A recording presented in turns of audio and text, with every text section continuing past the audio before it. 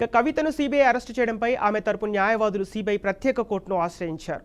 ప్రత్యేక court judge bench ఎదుట న్యాయవాది మోహిత్ రావును పిటిషన్ దాఖలు చేశారు. ఆయన ఇక కేసును అత్యవసరంగా విచారించాలని కోరారు. అయితే ఈ పిటిషన్ను తిరస్కరించారు. కేసు పూర్వపరాలు తనకు తెలియదని, తన వద్ద ఎలాంటి సమాచారం లేదన్నారు జడ్జి జస్టిస్ మనోజ్ కుమార్.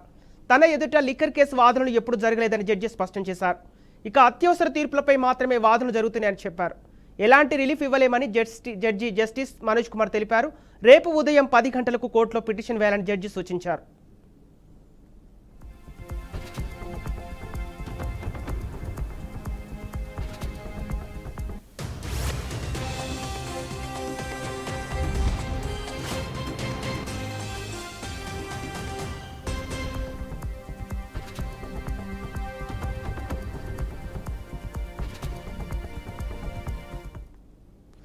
బులెటిన్లో బ్రేకింగ్ న్యూస్ చూస్తున్నాం. కవితను సిబిఐ అరెస్ట్ చేయడంపై ఆమె తరపు న్యాయవాదులు సిబిఐ ప్రత్యేక కోర్టును ఆశ్రయించారు.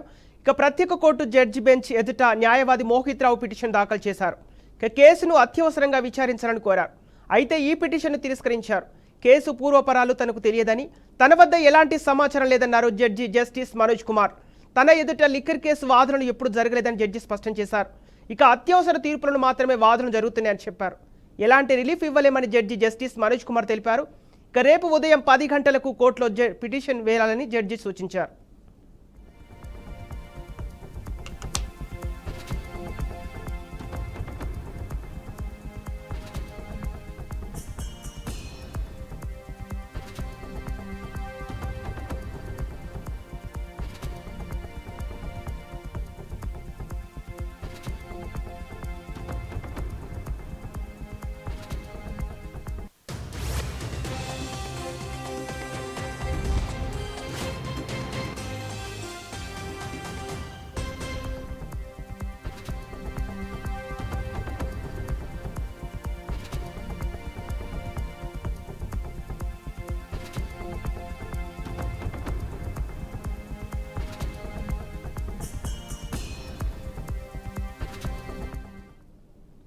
కవితను సిబిఐ అరెస్టు చేయడంపై ఆమె తరపు న్యాయవాదులు సిబిఐ ప్రత్యేక కోర్టును ఆశ్రయించారు. ఆమె ప్రత్యేక కోర్టు జడ్జి బెంచ్ ఎదుట న్యాయవాది మోహిత్ రావు పిటిషన్ దాఖలు చేశారు. ఇక కేసును అత్యవసరంగా విచారించాలని కోరారు. ఇక దీనికి సంబంధించి పూర్తి డీటెయిల్స్ ఫోన్ ద్వారా అందించడానికి మా ప్రతినిధి వాసు లైన్లో ఉన్నారు. వాసు, చెప్పండి, అంటే కవిత అరెస్టుపై న్యాయవాది మోహిత్ రావు ఎలాంటి వాదోపవాదాలు చేస్తున్నారు? దీనికి సంబంధించిన అప్డేట్స్ ఎలా ఉన్నాయి?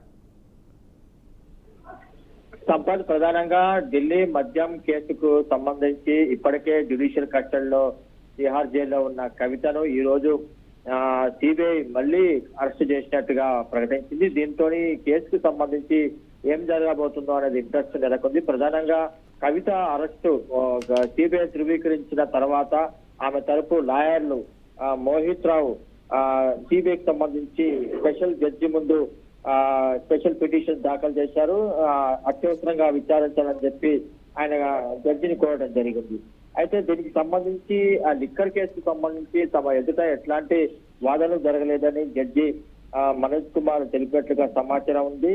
అట్లాగే ఈ కేసుకు సంబంధించి ఎట్లాంటి రిలీఫ్ తాము ఇవ్వలేమని, ఇది విచారణ జరుగుతున్న టైంలో తాము ఇట్లా నిర్ణయం తీసుకోలేమని చెప్పి జడ్జి చెప్పినట్టుగా సమాచారం ఉంది. అయితే దీనికి సంబంధించి వాదనలు ఏమైనా ఉంటే రేపు కోర్టు ప్రారంభమైన తర్వాత ఉదయం 10 గంటల తర్వాత మీ వాదనలు వినిపించుకోవచ్చు.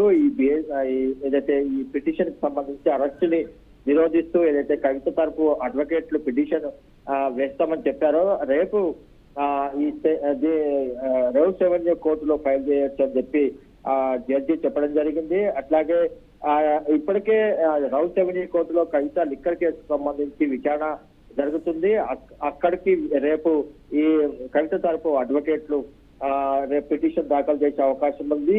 రేపు పిటిషన్ దాఖలు చేస్తే విచారణకు స్వీకరిస్తారా లేకపోతే ఎట్లాంటి ఇన్ఫర్మేషన్ ఏందనేది రేపు మనకు తెలిసే అవకాశం ఉంది. ఇప్పటికే కవిత జ్యుడిషియల్ కస్టడీ ఈ నెల 23 వరకు రెవెన్యూ కోర్టు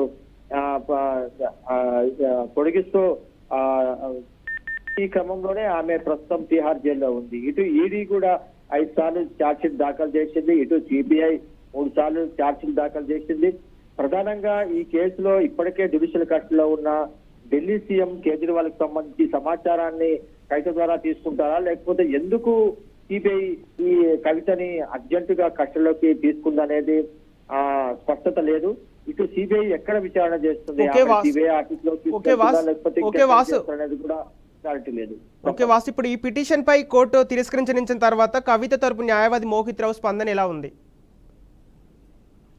మోహిత్ రావు అదే పిటిషన్ దాఖలు చేసిన తర్వాత జడ్జి ఇక్కడ లిక్కర్ స్కామ్ సంబంధించి ఎట్లాంటి వాదనలు జరగలేదని.